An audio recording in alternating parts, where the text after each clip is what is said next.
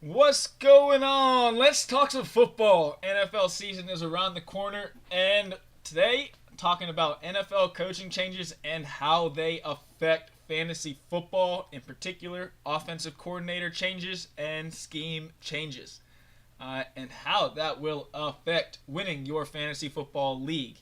Guys to target, guys to stay away from, top picks, sleepers. Gonna have a little bit of it all in here with just under 2 weeks to opening day NFL season, with fantasy draft season right around the corner. A lot to know, lot to note, especially the offensive coordinator changes, which might be some of the ones that go a little more swept under the rug. But they are the most important in fantasy football. You saw it last year with the Eagles. They go from Shane Steichen, Super Bowl. Next season, they get Brian Johnson as the offensive coordinator, and the offense completely goes to shit. And despite having the exact same offense with the exact same everything, all it takes is one offensive coordinator to completely change a season. And that is what I will be looking at here today. A lot of turnover in the NFL, especially on the offensive coordinator side. If I were to ask anyone out there who is the longest tenured offensive coordinator in the NFL, I don't think many people even have an answer. Last year it was the Bengals before Callahan now is the offensive coordinator at Tennessee at only 5 years. You just don't see offensive coordinators hang around for too long in the NFL, and that is mainly due to them getting hired as head coaches if they are the real deal. But with no further ado, we'll get right on into it. If you're into premium picks and stuff like that, if you're a regular around here, before the season starts, all my NFL stuff and college football stuff is discounted over on the Ghost Picks ATS website, so you can go check that out. Just every single thing is discounted down, and that will stop once the season starts for college football. That is in 5 days. Just unbelievable. Great time of the year. So go check it out, ghostpicksats.com. You can also check out in the description all my stuff, Twitter, Pat Sports Bets, TikTok, Pat Sports Bets. Check them out. Hit the like, comment, subscribe. Tell me who you like this year, your top sleepers, your top dogs. Let me know. Everybody likes to be different. See what you got. All right, get right on into it. I will talk about some. The majority of these are actually going to be positive offensive coordinator changes, as you just don't see a lot of teams go to more run heavy, more slower pace coaches in today's NFL. And we saw that in the last offseason with over 10 offensive coordinator changes. Almost all of them were to a more pass heavy or fast paced approach. The only ones that weren't were the Steelers, who went back to the Stone Age and went and got Arthur Smith from the Falcons to be their offense coordinator, and maybe a couple more in the Chargers with Jim Harbaugh and whatnot. But starting from the top, where do you want to start? Let's go with the Bucks. Bucks off the rip. Liam Cohen, offensive coordinator for Kentucky during Will Levis's breakout tenure at Kentucky. He is one of my favorite unknown offensive coordinators, period. He uses motion on more than probably anybody. It wouldn't surprise me to see him number one this year in motion rate on pass plays. If not top 3, top 5, I think is almost a given. With that Kentucky offense, it was really a pro-style offense with Will Levis, and he used motion at an absurd rate, and particularly on pass plays. Now, it's very simple to see the success of the success of motion on pass plays. If you look at any single number, whether you look at EPA, yards per play, points per play, anything. When you put a man in motion, it increases your EPA per play.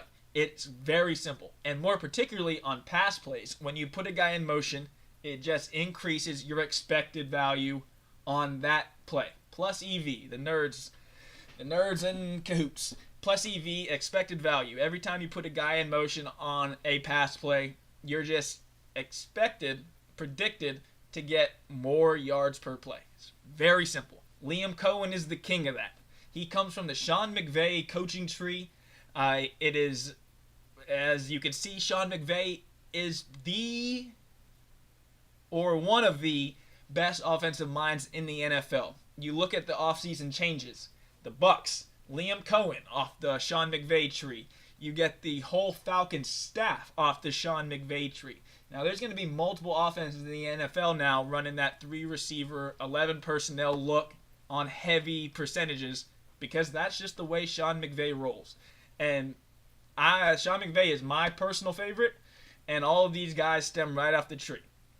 The way that Sean McVay works is 11 personnel, meaning 3 receivers remain on the field at all times. It is the same exact look whether you run, whether you pass, whether you're doing anything. It is what makes the run game so effective and what makes the play-action pass game so effective. When the run looks like the pass and the pass looks like the run, it's hard to stop. Liam Cohen is going to incorporate that down in Tampa, and I think that offense is going to be great. Not great. They're going to be good. I mean, they got Baker, Mike Evans, Godwin, a couple players that I like later in the draft. I love me some Jalen McMillan. I think that he has fallen too far in these drafts. He should play 70 to 90% of the snaps in that slot or Z role. He is going to be a primary focus, especially given that Mike Evans is probably going to see a lot of double teams as he always does. Chris Godwin losing the step in the slot. Jalen McMillan is a damn good receiver out of Washington, and I think that he's going to have some great opportunities with Baker and in that offense. Another guy is Bucky Irving. Bucky Irving is pretty late in drafts, best ball, and whatnot. I'm a pretty big fan of Bucky Irving, especially after watching him get after it in the preseason. Certain things I love to see, that explosion off of jump cuts. You see that hit a hole and go. You know, don't get too cute in the backfield. You know, bounce around, find your jump cut, hit the hole and go. Bucky Irvin has been pretty damn good at that so far in the preseason. And Rachaad White, in my opinion, might be the worst running back in the NFL when it comes to running the football. He's got great hands. He's great out of the backfield. He adds a nice little touch on third downs and whatnot, being able to catch the rock. But he was the king of last year of putting up 13 carries for freaking 30 yards and then putting up 7 catches for 50 and a touchdown and having a damn good fantasy football day. With Bucky Irving coming in, 4th-round draft talent, draft round equity, I think that Bucky Irving could steal some carries this year and has a little bit more explosion than Rachaad White. So, you know, I do like Bucky Irving late in drafts as a handcuff or just so I like him naked. I think Bucky Irving could be the starting running back within. I think he's better than Rachaad White. I just don't see anyone worse from a running standpoint, even though he adds value catching the ball out of the backfield. Going from that one, I'll go ahead and just take it to the other Sean McVay tree. We'll see if we can't keep this semi in order, keep it together. But the Falcons. There's no team in the NFL with a bigger philosophy change than the Atlanta Falcons. You had Arthur Smith, who ran the dead last amount of 3-receiver sets in the NFL last year. And now they got the Sean McVay Rams philosophy. Raheem Morris is the head coach, the offense coordinator from the Rams last year. It should look very much like a Sean McVay offense. 3 receivers, 1 tight end, 1 running back. And it should be all season long, very consistent. Bijan is, I mean, look at some of the running backs during Sean McVay's era. Yes, he's a throwing guy, but damn, Todd Gurley, Kyron Williams, even no names. Cam Akers had a good year, and he's been on 5 teams since. Sean McVay is a great coach, especially for everybody, you know. And the main thing for fantasy purposes is his philosophy is that he keeps the same players on the field every single time. So whether, like I said, make the run look like the pass and make the pass look like the run. Every time that they put, you know, you don't want to use tails as an offensive guy. You know, you see a backup tight end come in who's a primary blocker. You're like, all right, 50% of the time they're running the ball, or 70% of the time they're running the ball. With McVay, everybody stays on the field the whole game, pretty much. Your 3 receivers, your 1 tight end, and your 1 running back. They pretty much stay on the field at all times, in all formations. They all look the same. So that helps guys like Ray McCloud is somebody I'm taking dead last in best ball tournaments. With Rondale Moore injured with a torn ACL in the preseason, that opens up the role for somebody maybe like Ray McCloud, Casey Washington, if you're a sicko. Casey Washington could be down the line. But I think somebody like Ray McCloud coming out of the slot in the dead last spot in a best ball tournament is not bad. You saw it with Demarcus Robinson. A lot of people don't know who Demarcus Robinson is. Now, the top of the line fantasy footballers, they of course know who Demarcus Robinson is. But you ask your average Joe, you're like, who the hell is that? He played 90% of the snaps the last 6 weeks of the season for the Rams and in the playoffs. He had either a touchdown or 80 yards in almost every one of those games, and that's just what happens when you're on the field for 90% of the snaps. Ray McCloud, or whoever earns that number 3 role in Atlanta, is going to have a lot of opportunities. You're going to have Pitts, Drake London, and Mooney. Are they that good? Drake London, I think Drake London, he's somebody that I have zero exposure to. I am just not a Drake London believer, even though that Kirk Cousins loves to force feed his number 1 receivers. I just think he's going too early for my liking. I do like a little late Darnell Mooney. Kirk Cousins loves that deep ball to the flyer. We saw it with, every year in Minnesota he had Thielen or Diggs. All those guys had big years. And then you had Jefferson and Hawkinson. Kirk's able to spread the ball around. So while London certainly could go off, I'm just not a big fan there and would prefer some of the other guys on that offense. But can't be overstated the difference in the Falcons' philosophy from last year to this year. All right, and we'll take one the other direction. The Buffalo Bills. So last year, through week 8, Ken Dorsey and this Buffalo Bills offense, they were humming. They were a top 5 offense. Ken Dorsey gets fired, and they go from a top 5 most pass-heavy offense to a bottom 10 pass-heavy offense. And with Josh Allen, who, in my opinion, is the second best quarterback in the NFL, you want to sling the damn rock. So a lot of guys, surely they lose Stephon Diggs. They pick up a couple guys like Curtis Samuel. They draft Keon Coleman and whatnot. But given this offensive philosophy under Joe Brady, I am not big on these receivers. Even though I love Khalil Shakir, who ranked number 1 in yards per route run and yards per target last year, I just don't know if he'll get enough opportunities under Joe Brady to make it happen. But on the other hand, one guy who that does benefit, I love Ray Davis. I have not been getting enough of Ray Davis in my drafts late rounds. I'm a believer. I think that is a league winner. I think James Cook is a little bit on the under. I'm not a big fan of James Cook. A little bit of fumbleitis. Very inconsistent. Definitely has the upside. But Ray Davis has the talent, experience, the shiftiness, the downhill ability to take 40% of the snaps away from James Cook, I do believe. Now, Ty Johnson was the backup, but with his injury, Ray Davis has been able to steal those preseason snaps, and I don't think he's looking back. Every one of his carries, he hits that jump cut. He's explosive, physical, and has career success. 3-time 1,000-yard rusher in college. If the Bills do go to a more run-heavy approach this year, somebody like Ray Davis is somebody that I think is a huge benefactor, especially given the fact that Josh Allen has legs. He's going to make you respect that read option, RPO, whatever. He's going to make you respect it. But they don't want Josh Allen getting hit 15, 20 times a game like Cam Newton used to. Though he's the same size and build and style as Cam Newton once was, there's a reason Cam didn't play forever. When you're taking those hits regularly, it does add up on you. And so that comes in and got a young buck like Ray Davis. Maybe give him the rock a little more. Going late in the drafts, I am a big fan. I also like Dalton Kincaid. Didn't talk about him at all. He's the one guy I see just pepper Kincaid. He's a beast. But that doesn't change with the offensive coordinator. All right, next one, Titans. Oh, the Titans. They are right there next to the Falcons as far as biggest philosophy change as a whole. You know, you have Mike Vrabel and the ground and pound offense with Derrick Henry for years. Ryan Tannehill, I mean, they mastered it. They got us far as the AFC Championship. You know, they were right there to win a couple massive games, you know, a play or two away from possibly getting, you know, making some noise.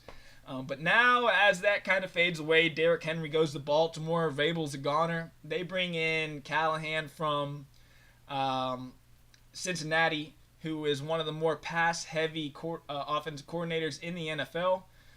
You bring in Calvin Ridley, you bring in Tyler Boyd, you bring in Tony Pollard. They already have Tajay Spears, but you know, a lot of offensive changes for this Tennessee Titans team, and I expect them to put up. I like the Tennessee Titans this year, especially on the offensive end.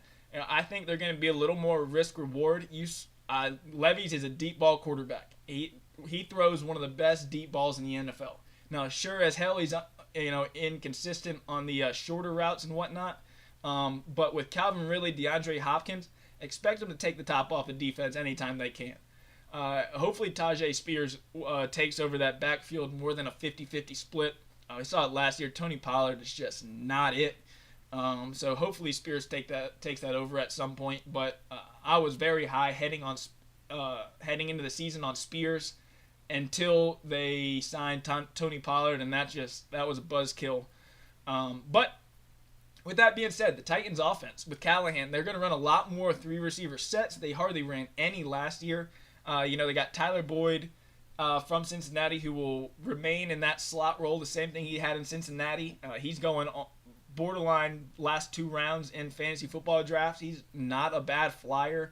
I have a good bit of Tyler Boyd stack with Will Levis if I'm ever desperate in best ball and I need a little late round stack. Somebody like Will Levis and Tyler Boyd is certainly not a bad one, especially if you already have some Jacksonville players, so you can get that Week 17 get back between the Jags and the Titans. So Titans offense, expect a little more this year. I think this should be a good spot for Levis. Good weapons. I think you watched last year, there was probably no receiver in the NFL who was this close away from more touchdowns than Calvin Ridley. Whether it be a foot on the line or a pass just a little too far out of his reach, he kept getting open. Now, this is a receiver coming into a second year post a full season suspension. I expect Ridley to be even more sharp. He's one of the best route runners. He's great with separation. So look for Ridley to have a good season. And I am high on him per his ADP as well. And another guy, we'll talk about the rest of them, I guess. DeAndre Hopkins, with his knee injury, as far as best ball goes, he was going around that 65 ADP mark, and now he's fallen past 100 in some cases. Now, if you get him down there around that 9th round at pick 105, something around that area, I don't mind taking a little flyer on D-Hop. Yes, he's 32, coming off a knee injury going into the regular season, but he should only miss maybe a week. And hopefully he comes back and is full strength by about week 4 or so. And that's all the second half of the fantasy season is the most important, particularly in best ball. All right, next team. Panthers, my team. Suck ass. But Dave Canales, you saw what he did with Baker Mayfield last year, and that is the Panthers' goal. I'm going to keep this very short and sweet because the Panthers are my team. I'm a little blinded. But getting Deontay Johnson from the Steelers,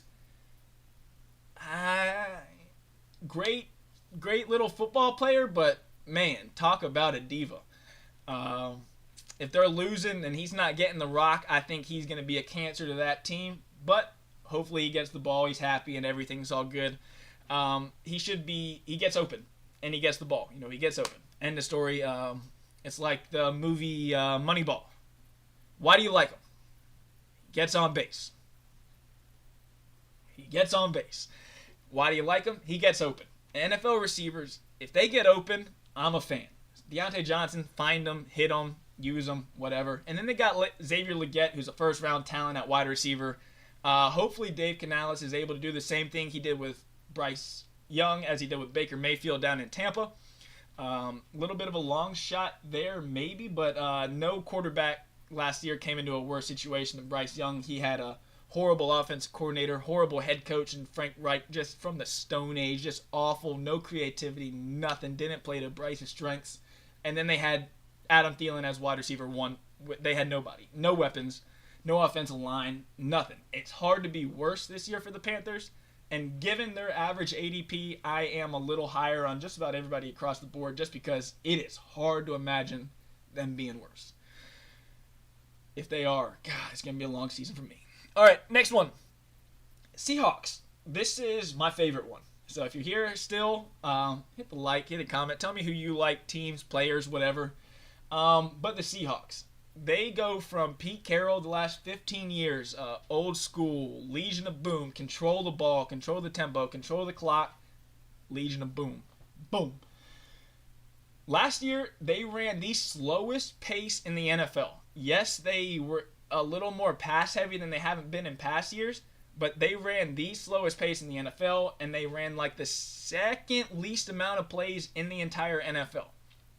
What does that mean? It means you just get less opportunities to score fantasy football points. Now they bring in McDonald from Baltimore, but more important, they bring in offensive coordinator Ryan Grubb from Washington. If you've watched any of my stuff on anything, Twitter, TikTok, YouTube, Michael Penix Jr. is my favorite quarterback in the draft, and my favorite damn offensive coordinator is Ryan Grubb, who was coaching him at Washington. This is the new offensive coordinator for the Seattle Seahawks. It's a completely different philosophy. 5 wide, spread it out, do whatever. Put your players in space to give them success. And it's not like it's just a pure 5 wide, sling the rock team.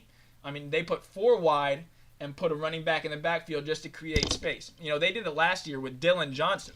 Dylan Johnson, I think, is actually, speaking of the Panthers, if you're in a league with a 14-person fantasy league and you're looking for somebody you're desperate, at the very bottom, last pick, last spot on your bench, Dylan Johnson is somebody that I was a huge fan of coming out of college. He hurt his knee in the final couple games at Washington and then proceeded to run a 4.8 40 at the combine because of his injured knee. They say he's around that 4.45, 4.5 range, and if so, he could be a problem. He had a great game for Carolina in the preseason. He was phenomenal at Washington. He can catch the ball, run the ball. I was surprised he went undrafted, but showed out for the Panthers in that last preseason game, which was just great to see. Someone might just pick him up. But anyway, back to the Washington. Ryan Grubb, offensive coordinator, fast pace, sling the rock. It's completely different. Look at JSN last year. His average distance on throw was like 4 yards. It was something disgusting. JSN, one of the best route runners in college football. He took the top off the defense repeatedly in college, and then the Seahawks last year completely used him the wrong way. I am very high on JSN, particularly compared to the market. I think that the whole Seahawks team, actually, Geno Smith, DK, JSN, Tyler Lockett is about right on where I think he should be. Mr. Consistent. I mean, that team is, in my opinion, going to hum. You look at somebody like Zach Charbonnet, who last year solidified his third down role on that team. I like Charbonnet, especially in full point PPR. I think that he's going to be able to, that running back room will probably be a little more 50-50. Last year, it was about 65-35 with Kenneth Walker, but Charbonnet got all the third down snaps. Now, if he's just able to take some of those early down snaps, you're talking about 50-50 split, and Charbonnet is being drafted almost 100 picks after Kenneth Walker. Give me Charbonnet per the ADP all day long. Next one. Where have I gotten? All right, we'll go to another one of the negatives, but negatives. Chargers. So Chargers go to Jim Harbaugh from Brandon Staley, just probably one of the biggest 180s in coaching. Like, it doesn't matter if you don't like Harbaugh, it doesn't get worse than Brandon Staley. Quite possibly the worst coach in NFL history. That dude is just... How he wasn't fired after they blew the lead against the Jags and his excuses in the playoffs, like, it was just an absolute nightmare. There's just absolutely no way in hell that that's even possible that he kept his job, but he did, and now they're down to Jim Harbaugh and co. everybody in the world thinks that the Chargers are going to be a primary run team this year because of Jim Harbaugh and what he did at Michigan. While I do believe it will be very balanced, I don't see the case where this team is able to run the ball 30 times a game or whatever the hell everybody's saying. They've got Gus Edwards, dust. They've got J.K. Dobbins, dust. And then they got Kamani Vidal, who I am a fan of. I do have a ton of Kamani Vidal in best ball, especially these past couple weeks where he has been going almost undrafted because of his a little injury in camp. They've been talking about he might get cut. Sometimes you got to ignore the noise. I've been getting him very late. Kamani Vidal is somebody I have in dynasty leagues and some best ball leagues down the line. I think that he is their best hope for the Chargers. But I'm a little higher on Herbert, McConkey, and Josh Palmer than other people are here. I just am a firm believer that Justin Herbert is a top 5 quarterback in the NFL. I don't know where it's all gone off the line all these past couple years. If you look at him without all the injuries, last year he had a finger, he had a rib, he had all kinds of injuries throughout his career, but more importantly, injuries to his guys. If you look at his numbers with Keenan Allen and Mike Williams on the field, it's top 3. It is not even debatable. All of his numbers are top 3, like across the board. You look at him with one of the 2 guys, he's still top 10 in almost anything you look at. But a lot of the games that he's been playing have been without Keenan or Mike Williams or both, and really lose a little bit of the offense there, especially with him being injured and Eckler running a 5.0 40. At some point, it gets tough. Now you bring in Harbaugh. I expect the run game to be better, which should improve the play-action pass and the deep ball. I see it crystal clear right now. Josh Palmer over the top, 50-yard a couple different times. Herbert throws one of the best long balls in the game. And when you talk about chemistry, you watch out that Lad McConkey isn't just the truth that Keenan Allen stepped right on into that same role with Justin Herbert. Great chemistry. A slot receiver who's a great route runner, gets separations, able to use his body to fend off the defenders. Keenan Allen came out of college running a 4.7 or something god-awful out of Cal. Keenan Allen he's my kind of guy. But anyways, McConkey, beast. I think that he could have a great season. And as a number 1 receiver going around pick 85, I'm cool with McConkey relative to ADP as well. Next one. Who we got? I'm running out of teams here. The Browns. The Browns are a big one. So as I was talking about the Bills and Ken Dorsey, now Ken Dorsey is the offensive coordinator for the Cleveland Browns. This team last year was one of the most run-heavy teams in the NFL, and surely you might think it's understandable with Nick Chubb and whatnot, but even when Nick Chubb came out, they were still very run-heavy. Now with Deshaun Watson having a full year under his belt after the whole ordeal with the ladies, it's tough. Tough to say, but I think that this team is being very underrated. David Njoku and Amari Cooper are 2 of my favorite players per ADP. I think that Amari Cooper, you look at it, who he had last year. He had P.J. Walker, Dorian Thompson-Robinson, Joe Flacco, and Deshaun Watson out here throwing him passes, and he still had a phenomenal year while banged up. Now you get an offense coordinator that's a little more pass-heavy with Deshaun Watson, another year of chemistry under the belt between the 2. I'm a big fan of Amari Cooper. And then the check-down guy, David Njoku, who's just a monster after the catch. Reminds me a ton of Kittle, a little less of a blocker than Kittle, but in that Kevin Stefanski offense, that tight end, you can just see it happening clear as day. They little chip block, drag route, and that's all day long for David Njoku. He's sitting around like tight end 10 or 11. I think he should be closer to tight end 6, 7. I think he has great upside this season and is not that far behind some of those top guys, even though he's being drafted 60 spots after him. So keep that one in mind over there in Njoku and Cooper in a more pass-heavy offense for the Cleveland Browns. That's also one, if you're desperate for a best ball, if you're doing best ball and you need a late round stack and you're super desperate, Somebody like Elijah Moore, that's just absolutely crazy. But Jerry Jeudy, Deshaun Watson, David Njoku, if you get through the first 10 rounds and you're like, or 8 rounds, and you're like, man, I got nothing shaping up. A stab at Njoku with Deshaun Watson could not kill you. Let's see. Anybody else we got here? Or is that about wrap it up? I started off with the Eagles, but I didn't really get into it. I'll wrap it up with the Eagles here. If you're still watching, NFL discounts all the way up until opening kickoff. That happens. That's the same for both NCAA football and NFL. Once the season kicks off, discounts are off the board. But if you want, there's some short-term packages and some long-term. Everything comes with DFS, fantasy, player props, analysis. You can email me about any questions or anything you have. I'm a very open book, even to my friends who I'm playing against in fantasy, who suck. But anyways, Eagles, last one. Brian Johnson was maybe the worst offensive coordinator in the NFL last year. He had no idea what he was doing. Man was just absolutely purely lost. You take Shane Scheichen's offense, and he tried to copy it. He didn't stand a chance. Shane Steichen, offensive coordinator for the Eagles, goes to the Super Bowl, leaves to be the head coach of the Colts. Brian Johnson steps up, a little what are they called? In-house hire, and he was awful. He had nothing. There was zero creativity.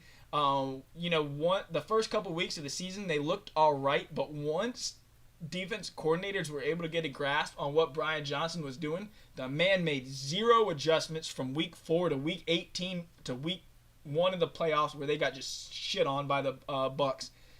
And they had the same talent as they had the year before. Same offensive line, quarterback, receivers, everything. Better running back. They were loaded last year, and that offense was awful. It's just the pros and cons of an offensive coordinator. A good offensive coordinator can hide so much failure, it's insane. You saw it with Baker Mayfield in his one start with the Rams. It was just Sean McVay made the dude on 3 days practice, on a 1 day practice, made him look better than the Panthers had with, months of coaching. But anyways, Brian Johnson, now you go to Kellen Moore. Brian Johnson last year had a 0 rate of motion on the snap. It was dead last in the NFL, and by a good bit. He didn't use any motions. It was an archaic offense, even though they used a spread. They threw more screens on first, second, and third down than any team I've ever seen in the NFL, and they weren't even creative screens. They were just awful. And now they go to Kellen Moore, who, despite his playoff success, his regular season numbers as an offensive coordinator are undeniable. Look what he did in Dallas. Look what he did in Los Angeles for the Chargers. Every single regular season, they're putting up some freaking numbers. And now you got Saquon Barkley, A.J. Brown, Devontae Smith, Jalen Hurts, Dallas Goedert, a damn good offensive line. This team should put up some points. And they've got a pretty decent defense, so they should get the ball back. And a lot of those guys are ranked properly high, but I actually think Saquon could outdo his 80. I think Saquon's one of the more underrated backs this year, and I'm not even a Saquon fan. You just look at what happens. Watch Devin Singletary run for the Giants behind that offensive line. He getting hit in the backfield every single snap. Saquon Barkley with this offensive line and these weapons should be able to cook. But Hurts, Brown, all of them, I think that offense should hum. With that being said, I'm about out of here. Extra Sauce, what up? What's going on? Good to see some people in the live chat. I definitely slack on reading that while I'm talking, but I was on a roll here. This is actually the second time I've done this video. The first time I talked for about 20 minutes and realized I wasn't live. So still working out the kinks as we get closer to football season, but we'll be here. We'll be back. I'm working on a new backdrop and everything. Really looking forward to football season as always. A lot of time already put in and a lot of time on the way. Thanks for watching. Hit the like, hit a comment. Tell me who you like. And let's have a great football season. I'm out of here. Have a great day. And see you back here soon. I'm out.